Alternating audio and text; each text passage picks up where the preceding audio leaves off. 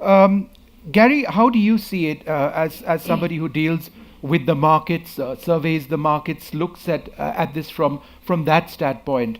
Are we, at the one level, we've had problems in emerging markets, for example, the direct linkage to a growing U.S. economy, the Fed rates being hiked, but that's stabilized a lot more. The prognosis is that even countries like Turkey and Argentina, which have faced strife over the last 1 year, would be somewhat better. India is projected to do reasonably well.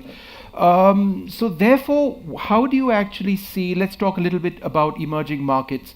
The threat of nationalism in the US, does it really pose that much of a challenge to emerging markets?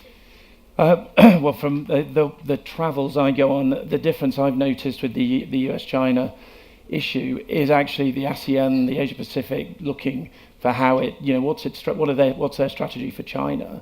I think in prior visits, it was much more the influence of the US and the interaction with the US. Yeah. So I think that is a noticeable change, and I'm surprised quite how quickly that has come about, actually.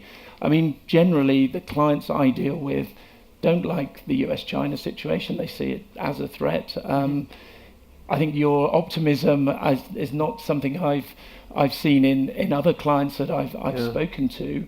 I think they see it, and I think the interesting thing as well, it's not just about trade.